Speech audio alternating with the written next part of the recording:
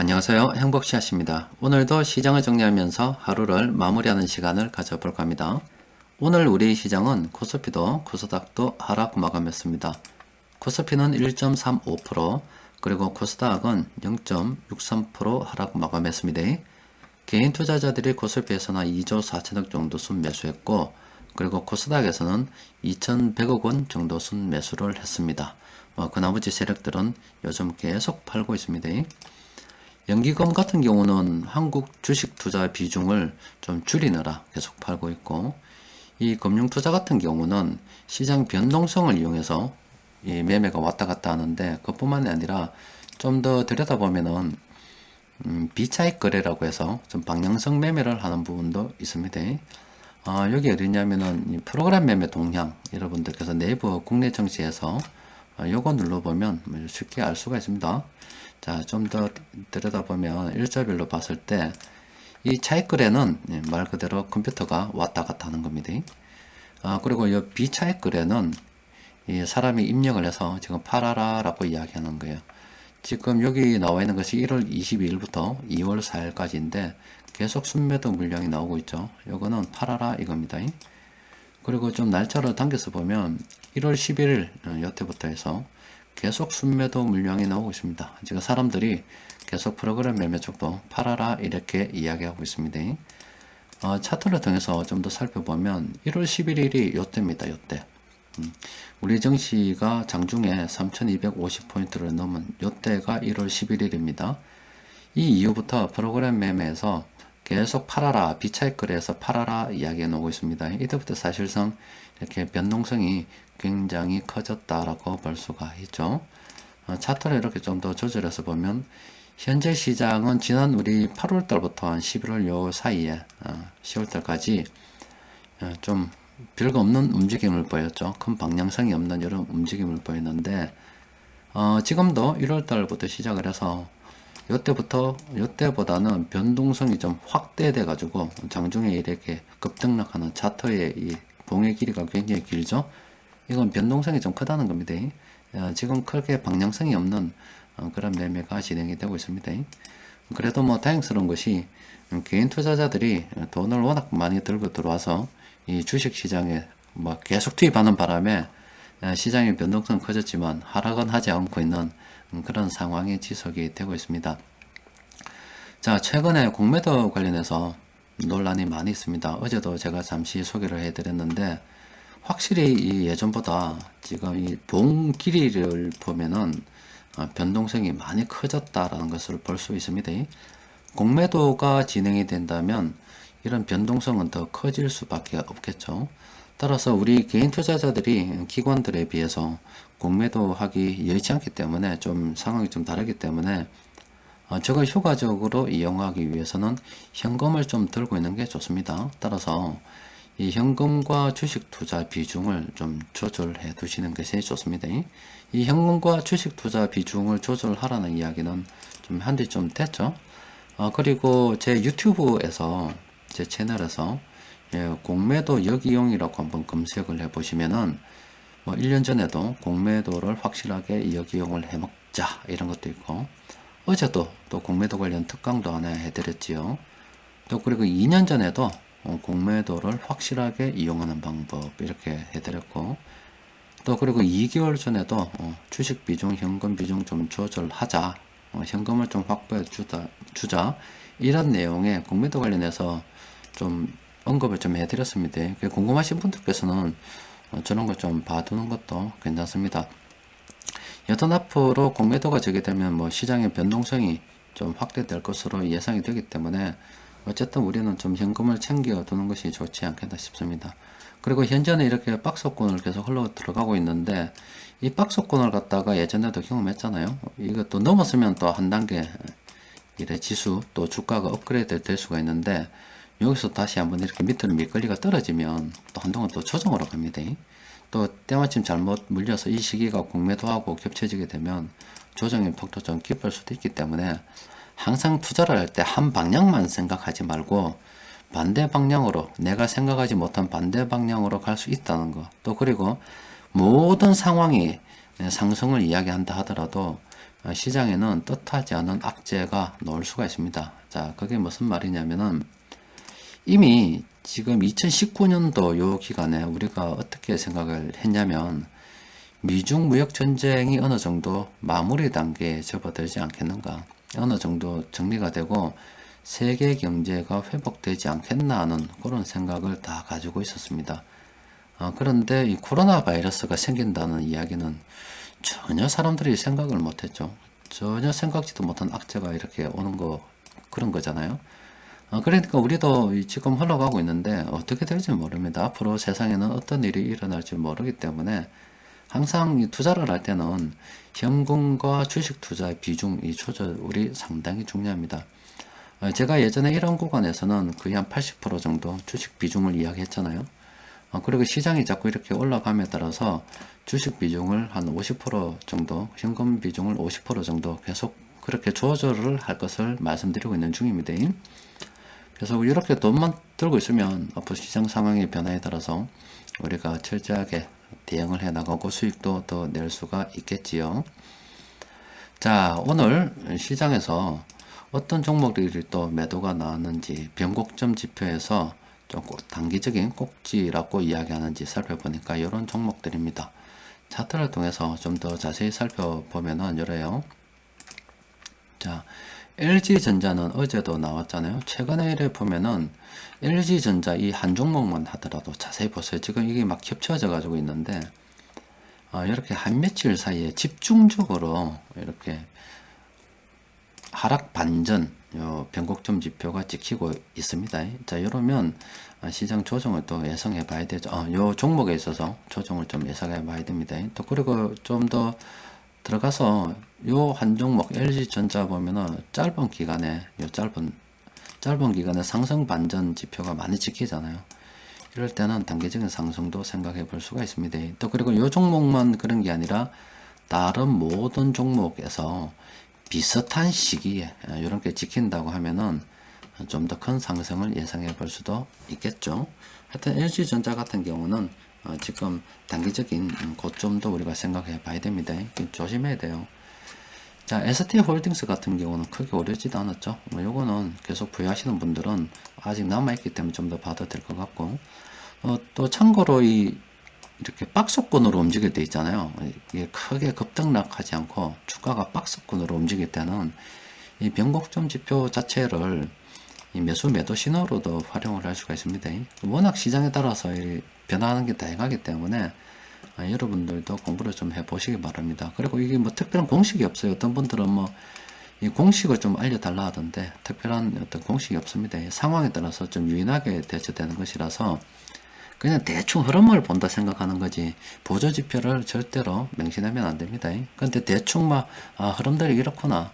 지금 예전보다 좀 달라진 게 있잖아요. 예전에 2018년부터 하락할 때는 이런 상승 반전 지표들이 많이 나오던 시기이고, 지금은 눈 뜨고 찾아봐도 이런 지표들은 잘 안 보이고 자꾸 파란색 이런 지표들만 보입니다.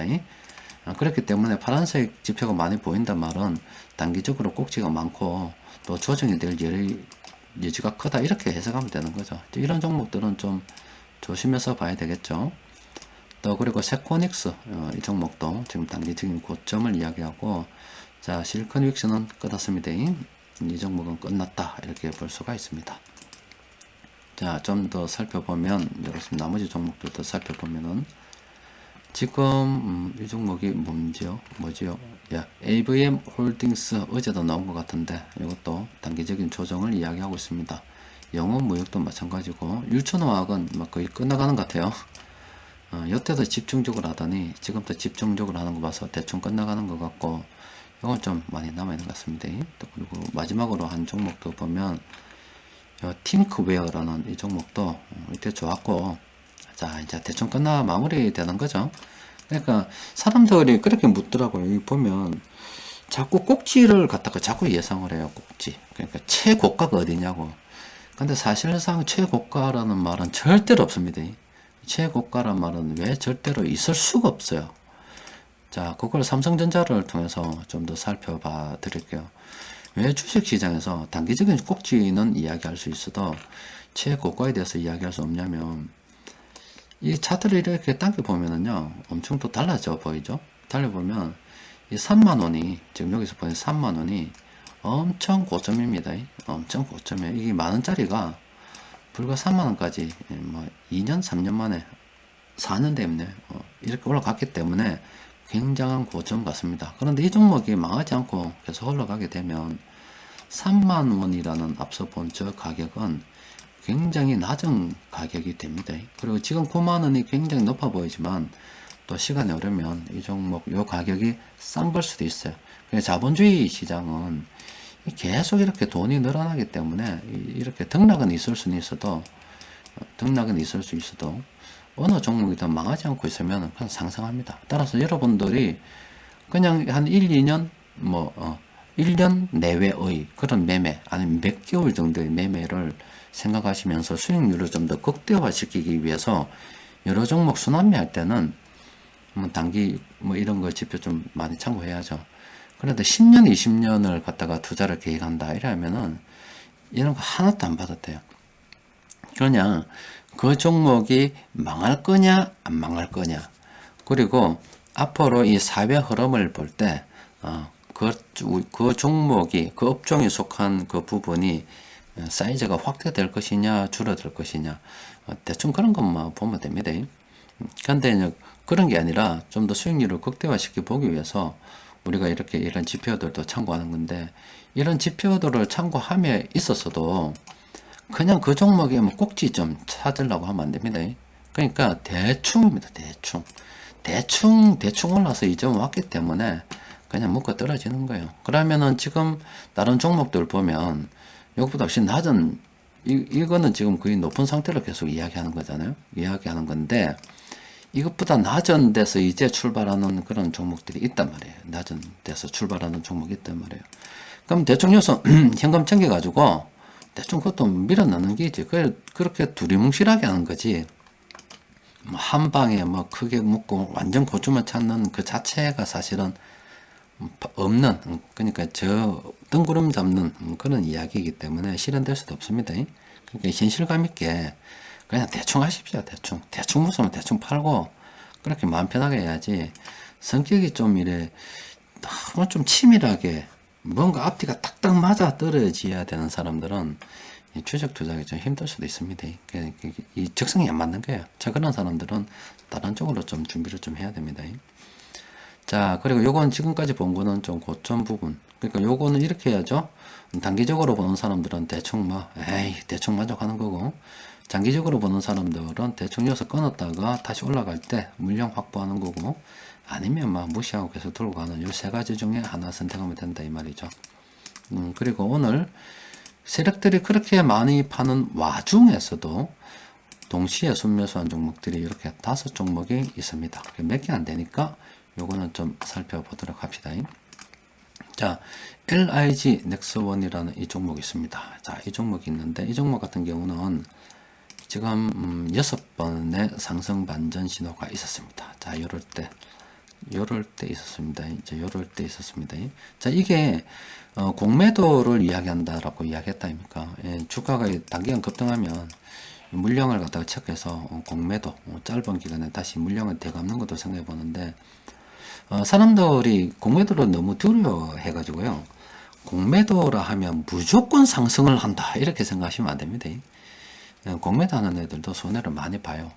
그러면 이런 걸 해서 단기적으로 좀 올라가는 부분도 있지만, 공매도 하는 애들 뜻하지 않게 이렇게 더 떨어지는 경우도 있어요. 이런 거 나와가지고 공매도가 더 심해지는 경우도 있고, 또 잠시 반등했다가 다시 떨어지는 경우도 있어요. 어떤 경우는 이런 지표 나왔는데, 공매도에서 주가 떨어지면 우리는 요걸 갖다가 반전한다고 보고 사는 거잖아요.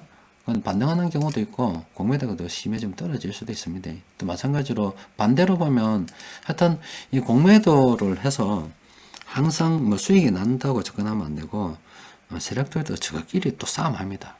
우리한테 비하면 세력이지, 세력끼리 비하면 또 저것끼리도 좀 큰 놈 작은 놈들이 있어요. 그 공매도에 대해서 너무 쫄릴 필요는 없습니다. 자, LIG 넥스원 이 종목은 단기적으로 좀 너무 올라버렸죠. 근데 이 종목은 아직 기회가 많이 있기 때문에 그냥 지켜보다가요, 이런 거 좀 이렇게 지금 너무 올라서 접근하기는 그렇고, 좀 이렇게 떨어지면 그때 한번 접근해 볼 필요가 있겠죠. 일단 수급 좀 더 보도록 합시다. 자, 이거는 세력들이 들고 올리는 것 같으네요. 그러나 최근에 요 오를 때 세력들이 매수했습니다. 요 세력들이 매수해서 올랐어요. 그럼 세력들 물량을 체크해야 됩니다. 이거는 개인 투자자들이 매수해서 올라가는 게 아니라 세력들이 매수해서 올라가는 그런 거예요. 수급을 보면 지금 세력합이 최근 한 달 동안 67만 4천 주 정도 매수했는데 그 중에서도 지금 외국인이 21만 주, 연기금이 27만 주입니다. 자, 연기금이 물량을 줄이고 있지만 그래도 이렇게 매수한 종목이 있죠. 연기금과 이 외국인들이 지금 주도하고 있는데 나머지 세력들도 다 들어오고 있어요. 그러면 이 세력들 물량 좀 지켜보다가 늘 사고 있지는 않습니다. 얘들도 팔 때가 있어요. 그러면 이 물량이 세력들이 좀 팔아서 이렇게 주가가 조정이 있다면 딱 지켜보다가 다시 세력들이 이렇게 물량을 팔다가 다시 들어오는 그 시점이 있어요. 그때 또 주가가 오를 수도 있기 때문에 그때 이제 접근을 해보는 거죠. 요거는 세력들 물량 체크하면서 기다리는 겁니다. 요 종목은. 또 그리고 S-오일 좀 보도록 합시다. S-오일은 이것도 많이 남아있죠. S-오일도 보면 14번이나 남아있습니다. 긍정적으로 봐도 돼요. 자, 요것도 최근에 누구 올리나 좀 보면 이것도 세력들이 올리는 것 같네요. 그렇죠. 이거는 뭐 개인 투자자들이 장악하지 못한 종목입니다.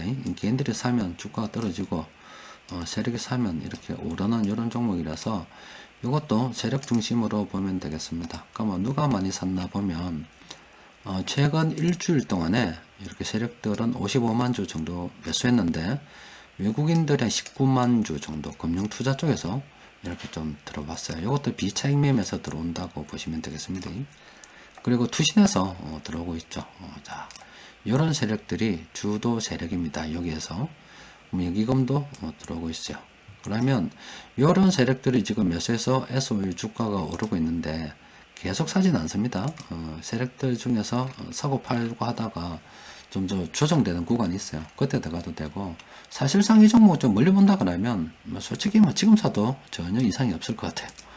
많이 오르지도 않았고 충분히 더 갈 수 있을 것 같기 때문에 이 종목은 좀 긍정적으로 봐도 되지 않겠나 싶습니다. 가온 미디어는 아따 이거 갑자기 너무 많이 올라붙어요. 이것도 세력들이 매수해서 올라가는 종목입니다. 세력들이 갑자기 들어와 가지고 이렇게 급등하는 종목입니다. 이것도 수급 분석표 좀 더 보도록 합시다.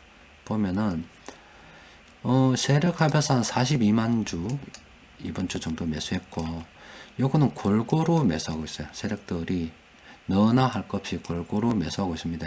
개인들이 비중이 크기 때문에 이런 종목들은 동시에 들어와야 되겠죠.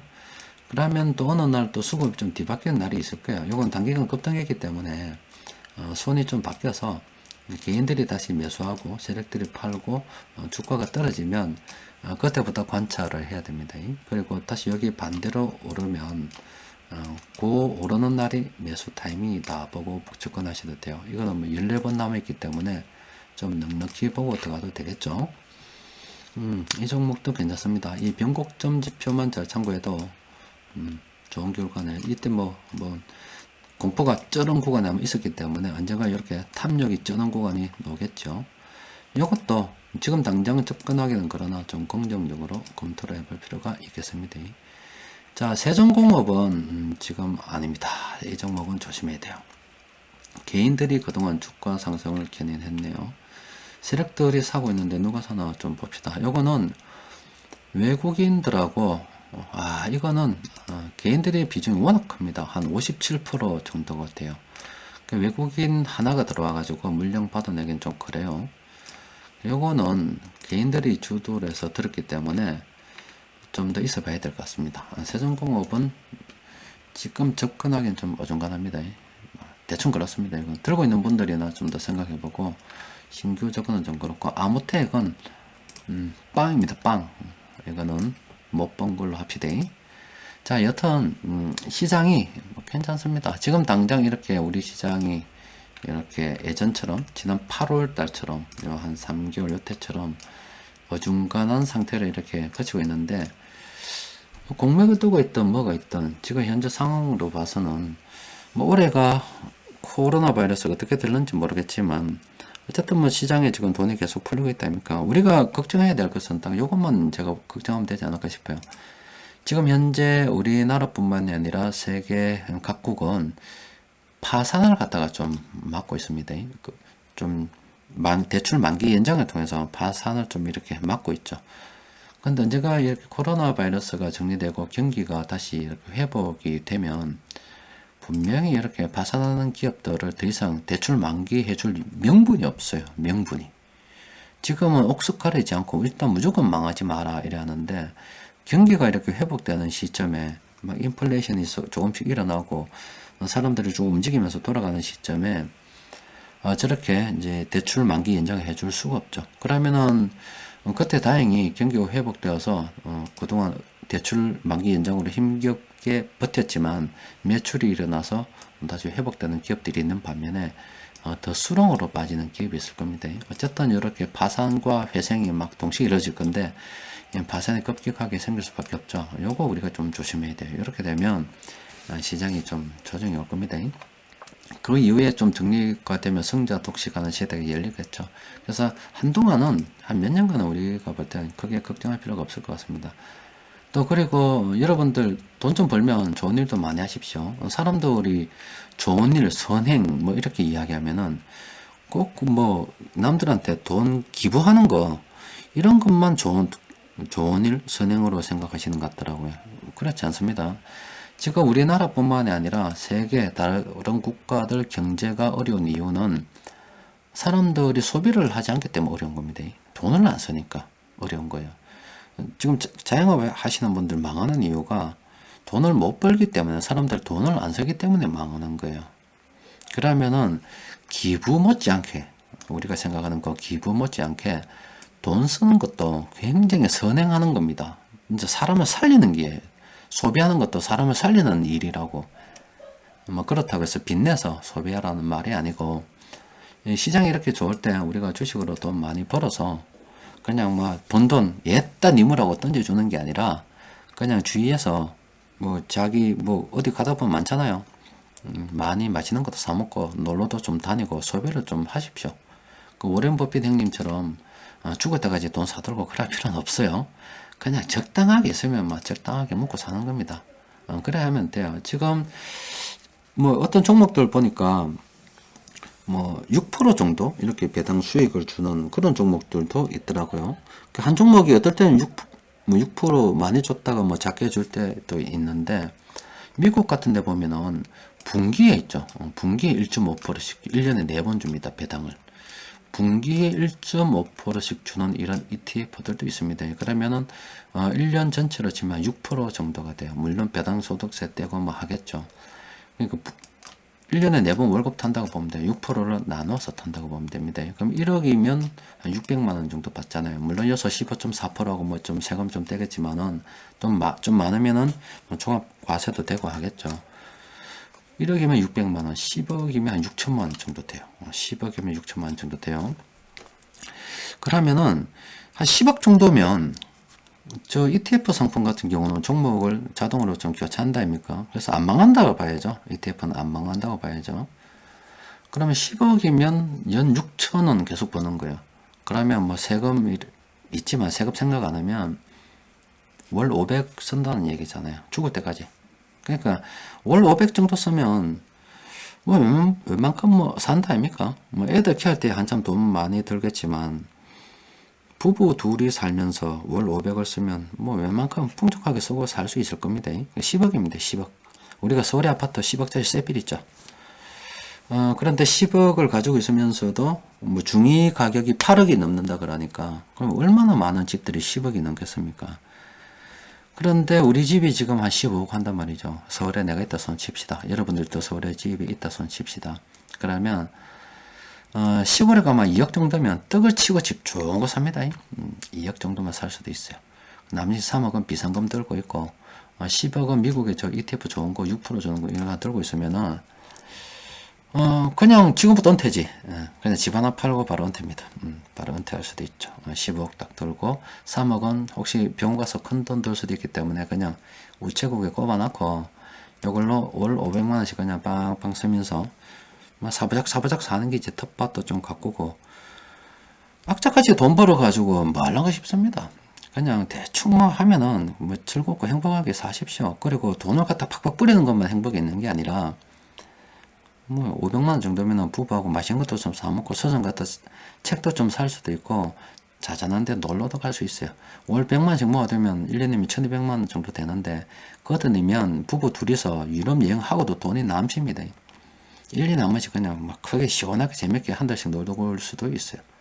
그러니까 사는데 돈이 그렇게 많이 필요한 게 아닌데, 물론 그 돈이 큰 돈이란 거 압니다. 아는데 서울의 집이 8억이라 하니까 10억짜리 넘는 집이 세필 있다 보니까 제가 이런 말씀을 드리는 거예요. 그래서 적당히 되면은 뭐 적당히 쓰고 선행도 하고, 쓰는 게 선행이기 때문에 재밌게 사십시오. 욕심 너무 부리다가 똥됩니다. 똥돼. 실컷 벌어가지고 나는 부자다 하는 순간 죽어보마.